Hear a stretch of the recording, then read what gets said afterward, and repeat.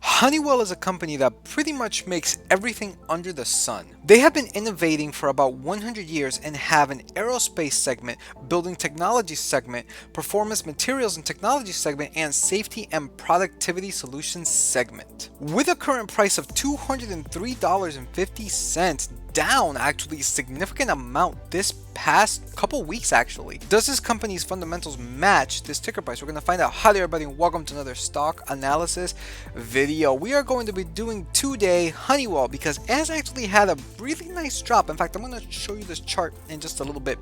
But before we get started, let me just all remind you to, of course, like, subscribe, comment, really does help here with the algorithm on YouTube. You can follow me on my new tech sites of BitChute, Odyssey, and Rumble, where you will find my crypto videos, my stock analysis videos, and only on those sites exclusive videos. Now, before we get started, I would just like to apologize for not uploading my crypto investment this past Friday, and I haven't even uploaded that many stock analysis videos. I have been in the process of moving, and it has just been a complete hectic mess, and yeah, sorry about that. So hopefully starting today onward, the videos should be significantly more on schedule. Now let's actually take a look at this chart, which, as you can see right here, it has crashed a significant amount, whereas in November 9th of 2021 it was about 228, let's just say $230 a share, where now is at 203. The lowest so far has been under $200 at $199. But we are going to take a look at the fundamentals to see if this company is worth a buy right now. Starting off, of course, with the dividend summary. This company does pay a dividend of almost 2% at 1.93%, which is about 98 cents a share. So it's a pretty high dividend. 98 cents a share is very, very nice. Annual payout on those dividends about $3.92, which is pretty good. Payout ratio 48.6%, which this is in regards to the net income. Obviously, we're going to take a look at this in regards to the free cash flow, but 48% is pretty good. 5-year growth rate on this dividend 10%, which is really, really good to see, and they have grown their dividends for 11 years.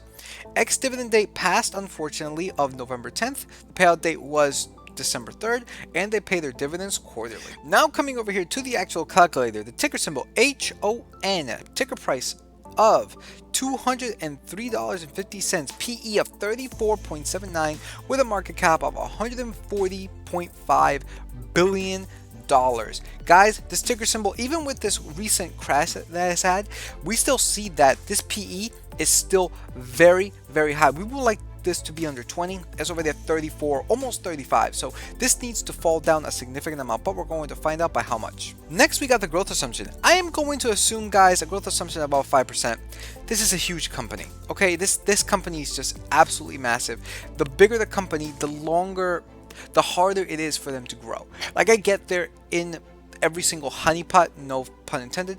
They're in every single honeypot that you could possibly think about. But again, it's really hard for a big company like this to grow.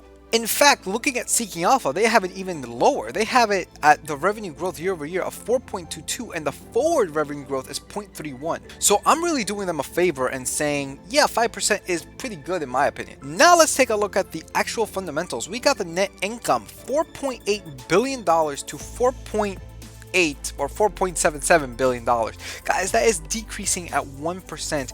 And as you can see right here, 4 years ago, they really had a bad year 4 years ago, right? They went from 4.8 billion to 1.5 billion. Now, 3 years ago, it did go up, but it's slowly declining.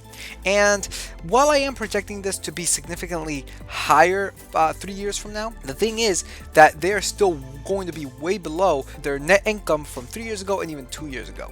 Next, we got the free cash flow. 5 years ago, 4.4 billion to 1 year ago of 5.3 billion. That is an increase of 17% with an average 5-year free cash flow of 5.3 billion dollars. Again, I don't know what happened last year. They actually went down. They pretty much just went down all over the place last year. So, which is kind of surprising, since in 2020 you would think, oh, everybody was locked down and all this stuff. But then again, actually thinking about that now, they do have an aerospace sector, right? And they also have like a building sector as well. So actually, I take that back. That is actually very, very understandable as to why they went down last year, because all the airlines were down, right? Boeing crashed because nobody was buying their planes. All the airlines were down. People weren't building homes and all that stuff. So you know what? I take that back. this is actually understandable as to why they went down last year. Next, we got the revenue 5 years ago up $39.3 billion to 1 year ago of $32.6 billion. That is a decrease of 20.42%. And again, last year it went down. So it makes sense as to the reason I just stated. Airlines were shut down and all this stuff. What is concerning though is the fact that, well, they did go down slightly 2 years ago from their 3 years ago, from 41.8 billion to 36.7 billion. So I don't know necessarily what caused this, but regardless, it's still a decrease nonetheless. Next, we got the total debt. And guys, this one is a really important metric to look at. You want a company with less debt, or at least bringing their debt down. And the reason is because when a market, notice how I said when and not if, when a market crash happens, when we go into a recession or worse, a depression, we want a company that is able to last long. It's just about staying in the game. And the way that companies stay in the game is having less debt. Obviously, the less debt you have, the longer time you get to stay in the game. So this is why this is so important. But 5 years ago, they had total debt of 15.7 billion to today of 22.3 billion. That is an increase, guys, of 32%, which is, that's that's a big increase, honestly, not gonna lie. Next, we got the shares outstanding. And again, another important metric that people just tend to overlook. This tells you whether or not the company is diluting you or not. You want the shares outstanding to be decreasing, not increasing. The more that they buy back, the bigger piece of the pie you will get as the investor. 5 years ago, it was 760 million shares. And as of today, they're down to 688 million shares, which is a decrease of 10.52%, which is really good to see. The fact that this company is buying back, and that's actually not even surprising because they are a huge corporation. The fact that they're buying shares back is really good for us, the investor. And lastly, we got cash and equivalents, and as of today, they have $11.1 billion in cash and equivalents, with an average cash and equivalents of almost $10 billion at $9.8 billion.